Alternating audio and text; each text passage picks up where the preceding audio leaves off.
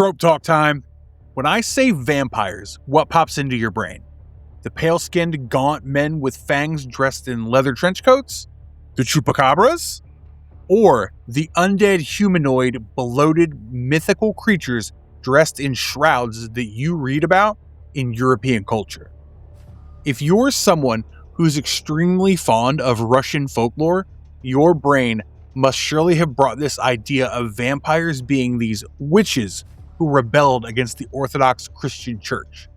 Some have even thought of the corpses being jumped over by dogs and cats as per Chinese traditions. And some may have thought of the rivalry between vampires and werewolves.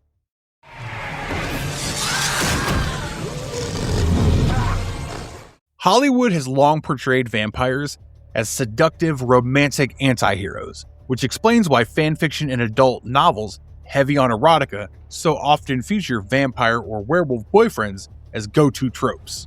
It all started with Hammer Films reimagining the vampires as these seductive noblemen, alluring, dangerous, and explicitly sexual in the 1950s and 70s, with movies like Christopher Lee's take on Dracula. Further, as centuries passed and the 1980s snuck in, vampires were then reimagined as complex individuals, with movies like Interview with the Vampire and Buffy the Vampire Slayer, and then as non-threatening and deeply romantic yearners, like in the Twilight Saga.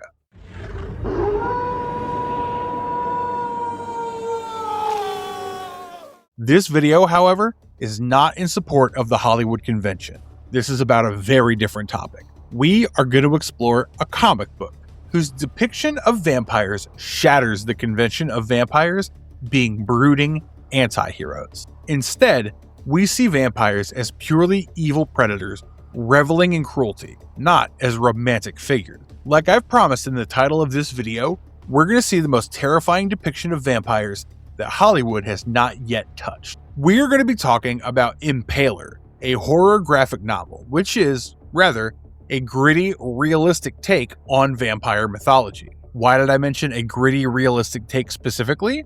It's because unlike in most other comics that end with a satisfying resolution, Impaler adopts an approach which provides a nightmarish experience to the readers. You are unable to sigh for even a minute, especially while reading the later volumes of Impaler. Impaler, however, is not a tale about vampires. It's a gritty take on a fictional apocalyptic disaster, which overwhelmingly progresses as the milliseconds slip from one's hands. It is a horror-evoking tale that has emerged out of the daily what-if debates surrounding the fate of humanity and basic philosophical questions surrounding survival and existence. Talking about the fan following, it is pretty niche compared to graphic novels like King Dracula, which is also based on vampires. In fact, it has very little fan following. It's so unknown that even the sales of its further volumes got halted and caused major losses to the crew involved in the production of this graphic novel. However, Impaler boasts a very dedicated following, primarily within the horror communities, despite it not achieving mainstream success as intended. In other words, Impaler is a cult classic, considered so especially by the fans of independent comic book communities due to the fact that it boasts a type of plotline which can be adapted into a well-crafted horror movie that's going to be loved by many for years and decades to come. Moreover, its subtle connection with Wallachian history, particularly the Prince of Wallachia, Vlad Dracula, further proves it to be a legendary horror tale. Brace yourselves for the ride, because in this video, we're going to explore all 3 volumes of Impaler in detail. But before doing so, let's talk about what Impaler exactly is and who actually is Vlad Dracula, also known as Vlad Tepes. The Impaler comic. What this comic exactly is and who is Vlad Tepes. Written by William Harms, The Impaler is a fictional take on the legend of Vlad the Impaler, also known as Vlad Tepes or Vlad Dracula, the former voivod of Wallachia from medieval history, in the form of a testosterone-filled graphic novel about purely evil vampires. For those unfamiliar with the term voivod, it was a princely title given to the rulers of Central or Eastern Europe. In Wallachian history, Vlad the Impaler is considered a significant ruler. He was the second son of Vlad Dracul, also known as Vlad the Dragon, and was regarded as a hero in Romania, since he opposed the Ottoman Empire. Vlad the Impaler's patronymic is what inspired Bram Stoker's literary vampire under the name Count Dracula. The name Dracula, which is primarily known by the name vampire in recent days, was, for centuries, the sobriquet of this Wallachian ruler. Impaler is, however, set in New York City, a place that is known for being the most favorite setting for the writers of comic books, since it perfectly captures the testosterone-filled angst which is necessary in a gritty graphic novel. The book captures one of the worst blizzards that takes place in New York City as it falls under the threat of an unfathomable evil, who are none other than the Draculas or the vampires. They are evil, and their thirst for flesh and blood is immeasurable. Taking the Wallachian ruler's legend into consideration, Impaler reimagines Vlad Tepes as humanity's anti-vampire savior in a vampire-overrun New York City. In certain panels, he's seen brutally slaying the vampires, grappling with human value amid the gore he's confronting. The first volume of Impaler, which was released in 2006, ends on a cliffhanger tease. It's a 6-issue book dealing with the Impaler and him tackling the evil entities called vampires. The second volume, which was released in 2008 and consists of 5 issues, also ended on a cliffhanger in 2010. However, despite the writer's immense interest in further going on with the tale, the further progression was halted by poor commercial success. Finally, in 2015, the epilogue to Impaler was released in the form of a single-issue comic book, picking up right after the events that happened in the 5th and last issue of Impaler Volume 2, ending the series once and for all. Now that we're done with the necessary details about this comic book, let's get started and explore all 3 comic books one by one. Impaler, Volume 1, When Irrational Reality and False Rationality Clash. Illustrated by Nick Postic and Nick Marinkovich, the first volume of Impaler starts with a quote by Franz Kafka. Set in Wallachia 1460, we are introduced to a city being haunted by really bizarre-looking creatures, where humanity is under severe threat of monstrous, bizarre entities hungry for flesh and blood. Right after glimpsing that brutal bloodbath in the panel, we cut straight to a church where an unknown man, who's supposed to be Vlad Tepes, is taking an oath to defeat the demon. Just then, the vampires sneak their way in, while the titular character gains powers. We are then transported back to the present time, December 18th, 11:35 a.m. We are now in New York City. In a dock, a bunch of workers are worried about the batteries being dead, since they want to go on vacation after a pretty exhausting load.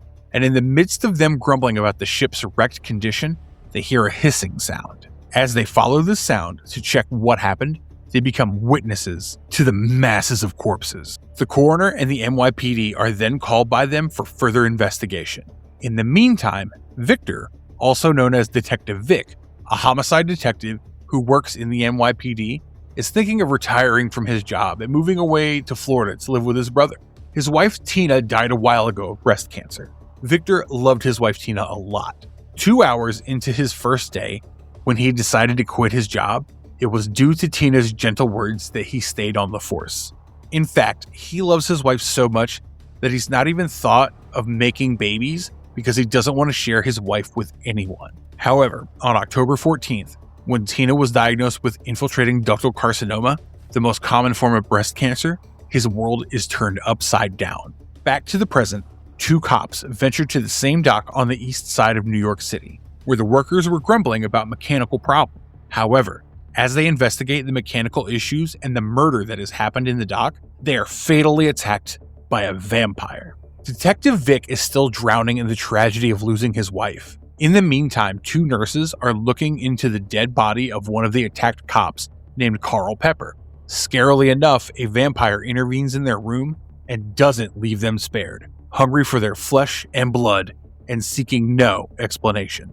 On December 20, yet another man is attacked by a female vampire, and then yet another man, and then some other man. The list just goes on. Humans are neither safe inside their homes nor outside the city. They're being attacked by these monstrous entities possessing tentacles that have been brutally attacking them. Hence, New York City became a vampire-overrun city. In the early morning, the intoxicated, hopeless Detective Vic picks up a call from his partner, Tom, which prompts him to unwillingly go on the mission. Tom then shows him the tape where a monster with tentacles has been captured, and this unbelievable sight leaves all the cops disbelieving. Reportedly, over 300 people have vanished. However, there's one eyewitness account. He's a cop with the Port Authority who came across 3 of those monsters and even saw them drinking the blood of the murdered humans around 4 o'clock. The eyewitness has also reported that one of them had giant fangs. All the cops then gather together to attend a meeting, vowing to quash the rumors of the killers being vampires and catch the criminals by further going for a ground-level investigation. And this is when Detective Vic decides to join the mission, despite the team forbidding him not to do so, since he's retired from his job. Tom and Quentin are then asked to investigate room 201 in an apartment where the incident occurred. They interrogate the eyewitness account, an exhausted, hopeless man who smokes dope. He reveals that everyone from the apartment has gone missing. The cops still don't believe him and investigate the whole building. However, the 3 of them, the eyewitnesses and the 2 cops, are attacked by the vampires in no time. Indeed, New York City is in a hopeless state. A lady reports her missing daughter and her missing cousin to Detective Vic. The cops are worried because neither Tom nor Quentin is picking up their calls, oblivious to the fact that they've been brutally killed by the vampires. Even the eyewitness gets killed. Later the same evening, a whole bunch of railway goers are brutally attacked by the vampires. Almost everyone in the city is killed. The cops think that a riot is going on. But all of a sudden, Detective Vic is locked in an emergency lockdown since everyone is dying in New York City, and those 2 very brutal deaths. However, just when the city is facing the immense threat, a man who was in that church in the 1460s comes to the rescue and slays all the vampires brutally with his sword. He introduces himself to the cops as Vlad III, the son of Vlad Dracul and the sovereign ruler of Wallachia, and helps them get away from the place. We're then taken to a flashback where the members of the church vow to defeat the demons and entrust Vlad with the task of ridding the vampires. Back to the present, the cops are investigating an airplane, which is when they are terrorized by the vampire. In the meantime, Vlad is saving the city from the terror of the vampires. He informs the cops that over 4 years ago, he fought against the legions of these demons. And in December 2008, they're back again, for their hunger is eternal and they respect no calendars. He says they'll have to hunt the beast's lair and imprison him for eternity to put a halt to the pandemic as the morning comes, since daylight is their weakness. He also reveals that the best way to dispatch the vampires is with a weapon made of iron. A cop named Hector, however, doesn't believe all this so-called stupidity, so he tries to call 911. However, the whole of Manhattan has been sealed off by the military, which has also been assassinating people who are trying to escape. The cops get into a verbal altercation with him, who wants to rescue his friend Steven and is not cooperating with them, while Vlad stands by and watches for the daylight and declares that they will all journey towards the lair so that he can perform a ceremony and defeat him. The next day, early in the morning, while Hector, a cop, sets out in search of Steven, he sees the latter get killed by a vampire and gets captured in that same place. At noon, Vlad is trying to perform the ceremony, but the spirits he's trying to talk to are displeased with him. Meanwhile, the cops, including Detective Vic, are in search of Hector, and then they're called by a hopeless mother and a child to reach the 4th floor for apartment 416. Unfortunately, as the cops reach the apartment, they're attacked by the vampires. Detective Vic safely makes it to the 4th room. They try to escape through the fire exit, but are still under the gaze of the monster's tentacles. Fortunately, the mother and child are rescued. Hector is still in danger, calling for help, but before the NYPD can detect him, the monsters kill him. An intense, blood-heavy fight is initiated between the cops and the monsters. With humans in danger and Detective Vic plus his partner hunkered down and hiding, Vic's got his doubts about Vlad. He's betting whether the guy will show up once daylight hits. The 2 cops share a lighthearted chat, only for it to be cut short when they spot the vampires unleashing chaos. They gun the vampires down and do their best to ensure humanity's safety. Vlad then tells the cops that the next day the final assault will be launched against the vampires. The cops, including even Detective Vic, are still incredulous, due to which, in a fit of rage, Vlad threatens the cops that if they don't follow his orders, he'll kill the mother and the child who've just been rescued. Looking at Vlad's sincerity, all the cops agree. The cops and the soldiers then enter a mall, and there an intense fight emerges between them and the monsters, and with that, an attempt to flee, since Vlad's parlor trick doesn't work. Detective Vic tries to submit to the monster's terror, hopeless because he was unable to save his beloved wife. However, Vlad saves him. The cops mistakenly assume that Vlad is a traitor, since his parlor trick didn't work. But amidst the violent confrontation going on between the cops and Vlad, the airplane, which was terrorized by the demons, crashes on the same ground where they're present, with a thud and a cliffhanger for the second volume. Volume 2, The Start of the End. Now illustrated by Matt Timpson and designed by Scott Newman, the second volume picks up right after the events of the first volume. A recap is given of the last issue of the first volume, and then we're given a glimpse of exactly what happened. Vlad and Detective Vic have an emotional conversation, with Detective Vic trying to justify his fascination towards death, while Vlad tries to rescue him. Both then are headed back to the bookstore, after the airplane crashes on the ground. 13 miles west of New York International Airport, a bunch of officials seated in a helicopter are talking about how the Secretary of State has gone missing. They then enter the plane and witness a bunch of corpses there. In the meantime, Detective Vic, who's completely weakened due to the blast, has taken refuge in an old apartment building. While Vic is in a very sorry state, Vlad is explaining to him the story of how he rebelled against the Ottoman Empire and how the apocalypse could actually have been summoned by an Ottoman sultan named Muhammad. He then shares the story of how he got his powers by performing an old rite in the church while a million other friends of his were being slain. Despite this, Detective Vic is skeptical of Vlad. While investigating the airplane, the police officials are fatally attacked by the vampires. In the midst of the blood-heavy fight, one of the officials, Hyman, gets bitten by a vampire but still survives. Somewhere inside, Vlad is telling the tragic story of how his father sent him to live with the Turks and how he had been a hostage and was abused to the uninterested and depressed Detective Vic, and convincing him by saying that he'll aid him in destroying the demons while also saving him from the demons' attack. 49 kilometers east of Volubilis in Morocco, archaeologists are studying a mummy, eager to wrap up and head back to New York. In the east of Philadelphia, the cops have been planning an excavation and 24/7 surveillance on the impacted area.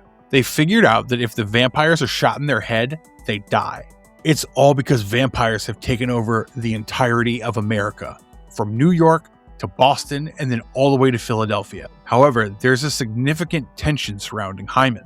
Back in the apartment where Detective Vic and Vlad have taken refuge, the vampires have been successfully killed. Some minutes later, as Detective Vic closes his eyes, he dreams of stepping out to catch some fish and then getting attacked by the vampires, who keep using his wife's name to render him susceptible to their attack. During that, Vlad saves him by performing a ritual and feeding his own blood to him. Detective Vic appears visibly surprised by the miracle, as he can feel the burning in his guts.